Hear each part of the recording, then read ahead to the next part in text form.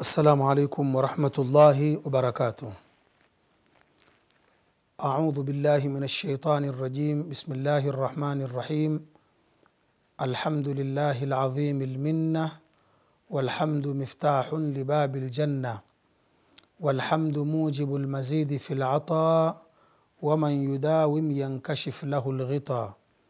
فكم لربي من آياد ونعم سابغة على الورى محض الكرم، وأعظم النعمة هدي الخلق لدينه الإسلام دين الحق. فأرسل المختار ختم الأنبياء، ومنبع الأسرار مصدر الضياء، فبلغ الدعوة بالأمانة والصدق والعصمة والفطانة، وترك الناس على محجة بيضاء مع وضوح كل حجة، والثقلان من وصاة المصطفى، وحسب هذين وصاة وكفى. فأهل بيت المصطفى في قرن مع القرآن جاء ذا في السنن. صلى عليك الله يا مختار ما جن ليل أو بدا نهار. وخصت الصلاة أهل البيت من هم حياة كل قلب ميت، وعمت الصحاب أنجم الهدى وكل من لنهجهم قد اقتدى. والحمد لله وصلى الله على نبيه ومن والاه. اللهم يا عظيم السلطان، يا قديم الإحسان، يا دائم النعم، يا كثير الجود، يا واسع العطاء، يا خفي اللطف، يا جميل الصنع، يا حليما لا يعجل. صل يا ربي على سيدنا محمد وآله وسلم، وارض عن الصحابة أجمعين. اللهم لك الحمد شكرا، ولك المن فضلا، وأنت ربنا حقا، ونحن عبيدك رقا، وأنت لم تزل لذلك أهلا، برحمتك يا أرحم الراحمين. وصلى الله على سيدنا محمد وعلى آله وصحبه وسلم، والحمد لله رب العالمين. رب اشرح لي صدري ويسر لي أمري واحلل عقدة من لساني yafqahu qawli. Ndugu zangu watukufu Waislamu, kwa mara nyingine tumekutana katika silsila ya almunafiquna fil Quran, na bado tuendelea na aya za munafiquna zilizomo ndani ya suratu Ali Imran. Na halaka yetu iliyopita tulizungumza duri la wanafiki la kumtoa nusurani mtume sallallahu alayhi wasallam katika vita vya Uhud, dauru takhdhil, na tulieleza vipi walimtoa nusurani mtume sallallahu alayhi wa alihi wasallam katika vita vya Uhud, mpaka ikapelekea jeshi la mtume sallallahu alayhi wasallam kukosa idadi ya kutosha ya kwenda kupigana na makafiri. Katika halaka yetu ya leo tutazungumzia dauru shamata. Ashamata ni kufurahikia msiba, ni kufurahikia matatizo. Unapomuona mwenzako amechomekewa na nyumba, wewe ikawa ni furaha kwako wewe kumuona kuwa mwenzako anachomekewa na nyumba. Ukimuona mwenzako amepata matatizo, wewe badala ya kumsikitikia ndiyo kwanza wapiga makofi kusherehekea matatizo kama yale yaliyompata. Na kwa hakika shamata ni kitu kibaya sana.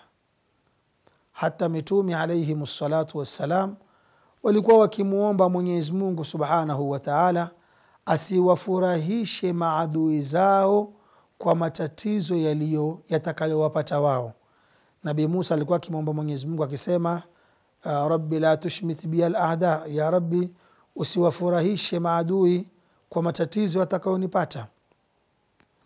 Na katika hadithi mtume sallallahu alayhi wa alihi wa sahbihi wasallam alikuwa akiwahusia masahaba akiwaambia, la tudhhiri shamatata bi akhika, usidhihirishe furaha kwa matatizo yaliyompata mwenzako, kwa sababu Mwenyezi Mungu aweza kumuafu yeye matatizo yale yakakupata wewe. Hii ndiyo ashamata. Tuingie katika vita vya Uhud. Twasoma sisi katika vita vya Uhud kwamba Mtume sallallahu alayhi wa alihi wa sahbihi wasallam alipofika katika uwanja wa Uhud aliwagawanya masahaba zake, ile kuwagawanya kivita. Kawaida jeshi huwa lagawanya mafungo matano: kuna maimana, kuna maisara, kuliani kushotoni, kuna mbele na kuna la nyuma, na hapa katikati kuna kikosi kingine chaitwa alqalbu. Na kila kikosi katika hivi vikosi vitano huwa kina kazi yake katika vita. Mtume sallallahu alaihi wasallam baada ya kugawanya yale makundi na kila kundi akalipa majukumu yake, Mtume alichukua watu 50. Hao watu 50 kiongozi wao alimweka ni Abdullah ibn Jubair. Jukumu la hawa watu 50 lipi? Ni wapande katika Jabalur Rumat. Kwa wakati ule julikana Jabalur Rumat, lakini walikuwa wapande katika lile jabali wawahami Waislamu kwa nyuma, kwa sababu kwa mtu aliyekwenda Madina yajua ukisimama katika uwanja wa Uhud, ile pale mahali vita vilipotokea, Jabalur Rumat huwa liko nyuma yenu. Sasa Mtume sallallahu alaihi wasallam akafanya hofu isije ikawa sisi tupigana, makafiri wengine wakazunguka nyuma ya jabali Jabalur Rumat, jabali lile wakashuka wakatupiga kwa mgongoni. Sasa Mtume ili azuie hilo afanye nini? Akachukua watu 50, kiongozi ni Abdullah ibn Jubair, akawaamrisha wao jukumu lao wapande katika Jabalur Rumat, wakae walinde pale mahali.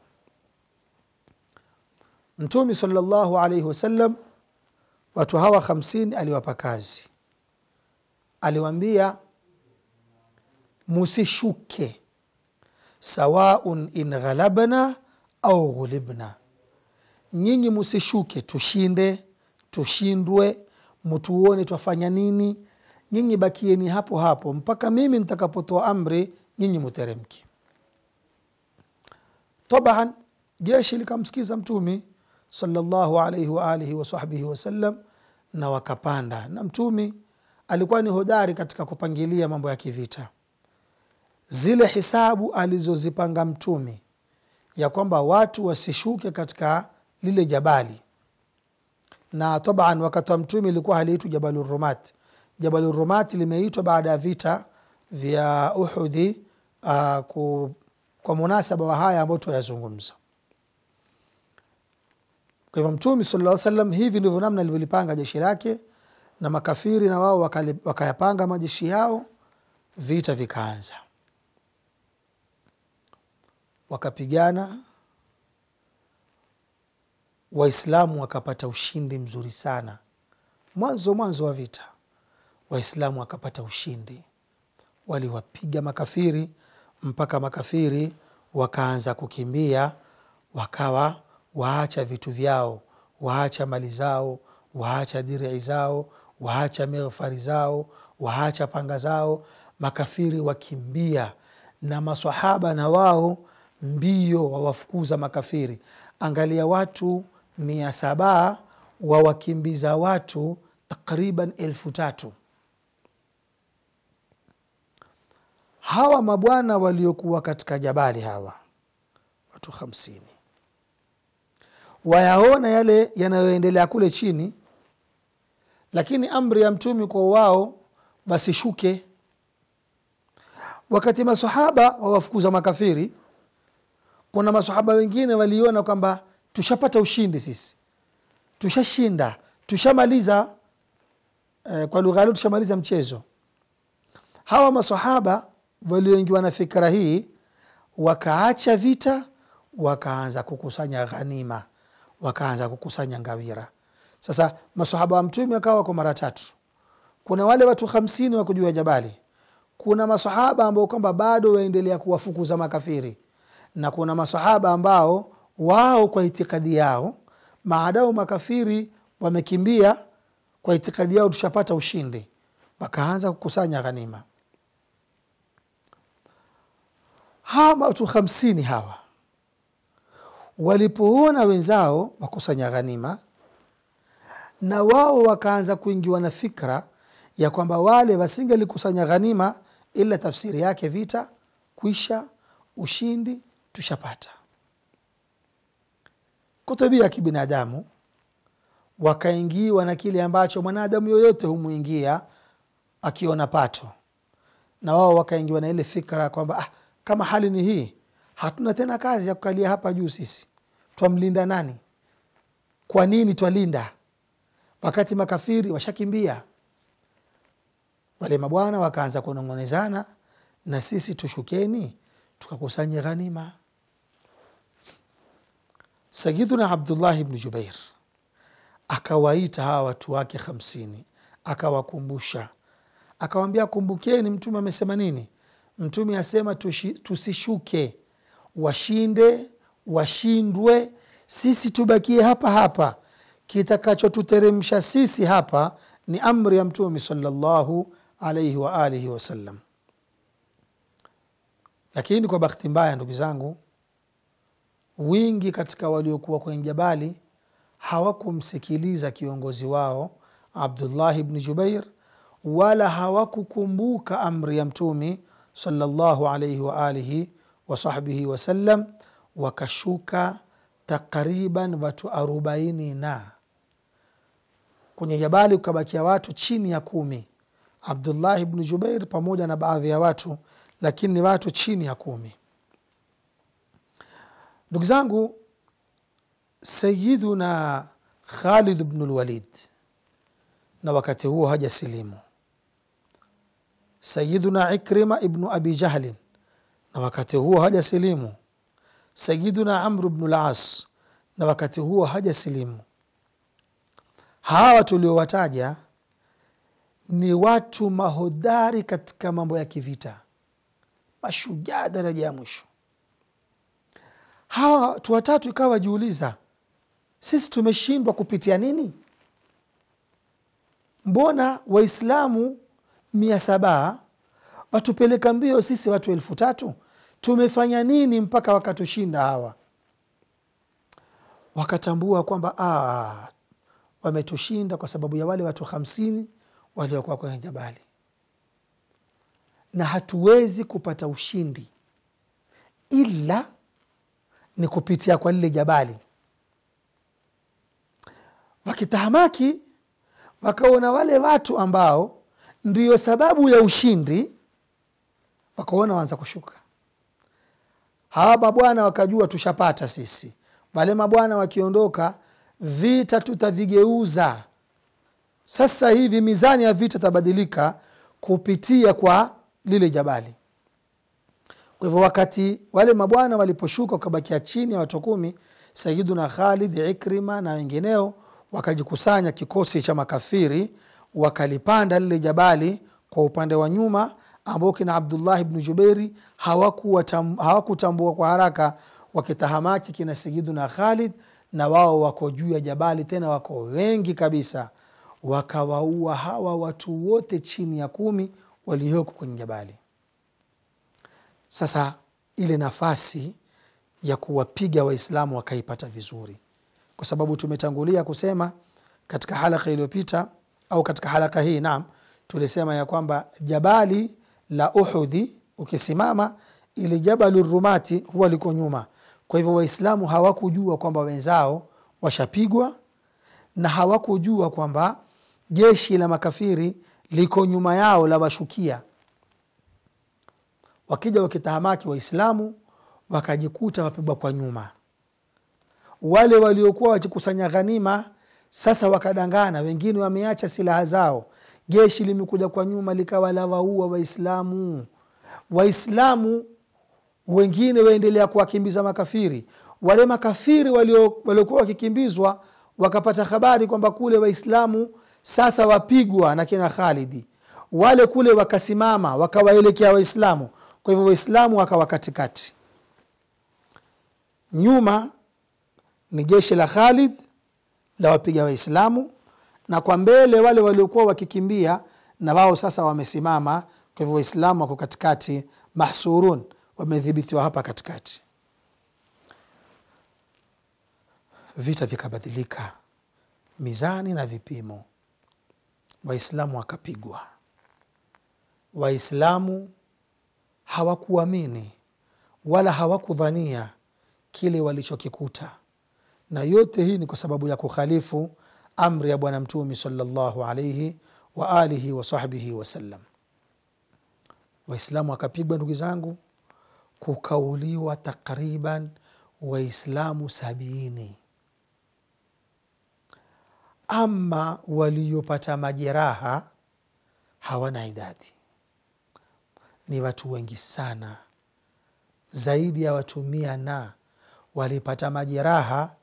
Sikwambii jeraha la kupasuliwa mkono, majeraha wengine wamerudi Madina wamebebwa, hawawezi hata kutembea, watu wamebebwa wapelekwa Madina kwa majeraha walioyapata katika vita kama hivi. Si wao tu waliopata majeraha, na mpaka mtume sallallahu alayhi wa alihi wasallam alipata majeraha, alipasuliwa katika kipaji chake cha uso, akavunjwa baadhi ya meno yake. Watu wakaingia Madina kwa hali ya kuhuzunisha, hali ya kusikitisha. Sasa hapa ndipo ikadhihiri ile dauru shamata, wanafiki kufurahikia matatizo yaliyowapata Waislamu. Wanafiki wakawa wazunguka Madina wakiwacheka Waislamu wale ambao wamepatwa na matatizo, wakisema lau mungelijua, lau mungelitufuata sisi kwa hali tulikuwa tukiwaambia, musingelifikwa na hayo yaliyowafika. Katika jumla ya waliopata majeraha ni mtoto wa Abdullah ibn Ubay ibn Salul ambaye alikuwa akiitwa Abdullah, na yeye babake huyu ambaye babake ni rasul munafiqin. Ukisoma katika tarikhi, babake alikuwa akimteza sheri mtoto wake. Angalia roho ngumu kiasi gani. Yeye ni baba, alipoingia nyumbani akamwona mwanawe Abdullah ameraruka, amepasuliwa, sasa yuwajikanga na moto, zile sehemu ambazo kwamba ni za vidonda, amepasuka, ajikanga na maji ya moto. Baba ikawa amfanya istihzai mwanawe, amwambia mwanawe, lau ungelinisikiza mimi nilikuwa najua kwamba huko mnakokwenda mwenda kupatikana, mafikiri kwamba watu wa Maka mtawapiga tu kila wakati, lugha za kejeli. Yule mtoto akimwambia babake, na mtoto imani yake ilikuwa ni imanun qawi, baba alikuwa ni rasul munafiqin. Mtoto amwambia babake, ma aswaba rasulallahi, kilichompata mtume sallallahu alaihi wasallam ni kheri kwa bwana mtume pamoja na maswahaba wake. Chuchu hizi ziliendelea za kuvunja moyo mpaka Sayyiduna Umar ibn al-Khattab akaingiwa na dhiki, akamfuata mtume sallallahu alaihi wasallam, akamwambia mtume, ya Rasulullah, si uniruhusu mimi na Waislamu tukimsikia yoyote yuwateza sheri ndugu zetu walioumia tumuue? Mtume sallallahu alaihi wasallam akamwambia Sayyidina Umar, mahalan ya Umar, taratibu Umar, inna Allaha mudhhirun dinahu, Mwenyezi Mungu ataidhihirisha hii dini. Wala msione kwamba kwa kuwa leo tumepigwa, tumeumizwa, la, ndio kawaida ya vita. Alharbu sijal, vita ni sijal, leo utapatikana, kesho utampata mtu. Kwa hivyo usije ukadhania kwamba siku zote wewe utapiga utapata ushindi. Siku nyingine yaumun laka wa yaumun alayka. Lakini alimwambia Sayyidina Umar, inna Allaha mudhhirun dinahu, Mwenyezi Mungu ataidhihirisha hii dini. Kisha akamwambia, waliliyahudi dhimmatun fala aqtuluhum, mayahudi wana dhimma, tuna ahadi mimi na mayahudi, siwezi nikawaua mayahudi kama hawa. Sayyidina Umar akamwambia mtume, sawa, hawa mayahudi tuwaache, je hawa wanafiki tuwafanye nini? Mtume akamwambia Sayyidina Umar, lakini hawa pamoja na kwamba ni wanafiki, si wamepiga shahada? Sayyidina Umar akamwambia naam, wamepiga shahada. Mtume akamwambia, nimekatazwa mimi, nuhitu an qatli man qala la ilaha illa Allah, mimi nimekatazwa kuwa mtu ambaye yuwasema la ilaha illa Allah wa anna Muhammadan rasulullah. Kisha mtume akamwambia Sayyidina Umar, ya ibn al-Khattab, inna quraishan lan yanalu minna mithla hadha al-yawm, maqureshi hawatotuwahi tena kutupiga kama walivyotupiga leo. Yani miaka iliyobakia tukipigana na maqureshi tutawashinda. Hakuna tena ati kwamba kuna siku wataua 70 kama mara hii. Ni hii tu, hawapati tena hiyo nafasi. Sasa ndugu zangu, hii shamata ya munafiqina waliowafanyia masahaba wa mtumi, Mwenyezi Mungu ameizungumza ndani ya Qur'ani katika suratu Ali Imran aya 156 mpaka 158. Mwenyezi Mungu Subhanahu wa Ta'ala akasema, ya ayyuhalladhina amanu la takunu kalladhina kafaru wa qalu liikhwanihim idha darabu fil ardi aw kanu ghuzzan law kanu indana ma matu wa ma qutilu liyaj'ala Allahu dhalika hasratan fi qulubihim wallahu yuhyi wa yumit wallahu bima ta'maluna basir wala in qutiltum fi sabilillahi aw muttum lamaghfiratun min Allahi wa rahmah khayrun mimma yajma'un wala in muttum aw qutiltum la ila Allahi tuhsharun. Mwenyezi Mungu asema, ya ayyuhalladhina amanu, enyi ambao kwamba mumeamini, la takunu kalladhina kafaru, musiwe kama wale ambao wamekufuru, ambao Mwenyezi Mungu hawakusudia Mayahudi, hawakusudia wanafiq, waqalu liikhwanihim, wakawambia ndugu zao, idha darabu fil ardi, wanaposafiri katika ardhi, au kanu ghuzzan, au wakawa katika kupigana jihadi, wakawambia lau kanu indana ma matu wa ma qutilu. Ndio maneno wanafiki haya, walikuwa wakisema lau hawa mabwana wangelikuwa kwetu sisi wasingelikufa kifo cha kitwabia wala wasingeliuliwa, liyaj'ala Allahu dhalika hasratan fi qulubihim wallahu yuhyi wa yumitu wallahu bima ta'maluna basir. Mwenyezi Mungu asema, wala in qutiltum fi sabilillah, awambia waislamu, awapa waislamu maneno ya kuwatia moyo. Mwenyezi Mungu asema, wala in qutiltum, na wallahi mukiuliwa fi sabilillahi, au muttum, au mukafa kifo cha kitwabia, la maghfiratun min Allahi wa rahmatun khayrun mimma yajma'un, maadamu mmetoka kwa ajili ya jihadi. Wala in muttum, na mukifa kifo cha kitwabia, au kutiltum, au mukipuliwa katika jihadi, la ila Allahi tuhsharun, kwa Mwenyezi Mungu mutakusanywa. Kwa hivyo ndugu zangu, hii ndio dori ya pili ya wanafiki, ambayo ni dauru shamata kama ilivyoelezwa katika suratu Ali Imran. Kwa ufupi ndugu zangu, katika haya tunayozungumza ndiyo qabaihul munafiqin, mabaya ya wanafiki. Mnafiki miongoni mwa sifa zake ni kwamba hufurahikia matatizo ya watu. Akiwaona watu wamepatwa na matatizo, misiba, majanga, wamepatwa na moto, wamepatwa na maradhi, matatizo, watu kama wale, badala ya kuwahurumia na kujua ya kwamba leo ni wao kesho ni sisi, watu wale hurukaruka wanafiki, wakasherehekea matatizo ya wenzao.